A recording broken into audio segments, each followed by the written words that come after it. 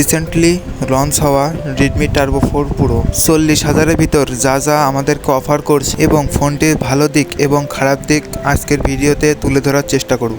সর্বপ্রথম ফোনের ডিসপ্লে নিয়ে কথা বলতে গেলে 6.83 ইঞ্চের একটি AMOLED ডিসপ্লে ব্যবহার করা হয়েছে এবং ফোনটিতে থাকছে 120 রিফ্রেশ রেট, HDR10+ এবং ডলবি ভিশনের সাপোর্টও রয়েছে এবং চিন বেজেল খুবই ন্যারো এবং ফোনটার ডিসপ্লে দেখতে একদম আইফোন 16 প্রো ম্যাক্সের মতো। দুইটা ফোন পাশাপাশি রাখলে বুঝতেই পারবেন না কোনটা টার্বো 4 প্রো এবং কোনটা আইফোন 16 প্রো ম্যাক্স। ফোনটির সাথে পেয়ে যাচ্ছেন dual speaker, type A to C charging cable, সাথে থাকছে সেকেন্ডারি নয়েজ ক্যান্সেলেশন মাইক এবং আয়ার ব্লাস্টার এবং ফোনে ব্যবহার করা হয়েছে 7550 mAh এর সিলিকন কার্বন ব্যাটারি এবং 90 ওয়াটের ফাস্ট চার্জার, যেখানে ফোনটিতে 0 to 100 করতে 50 থেকে 55 মিনিট সময় লাগবে। ফোনটিতে অ্যালুমিনিয়াম ফ্রেম এবং পিছনে গ্লাস ব্যবহার করা হয়েছে। ফোনের পিছনে দুইটা ক্যামেরা ব্যবহার করা হয়েছে, যেখানে 50 মেগাপিক্সেলের মেইন ক্যামেরা এবং 8 মেগাপিক্সেলের আল্ট্রা ওয়াইড ক্যামেরা ব্যবহার করা হয়েছে এবং সামনে 20 মেগাপিক্সেলের ক্যামেরা ব্যবহার করা হয়েছে। ব্যাক ক্যামেরায় সর্বোচ্চ 4K 60 fps এ ভিডিও রেকর্ড করা সম্ভব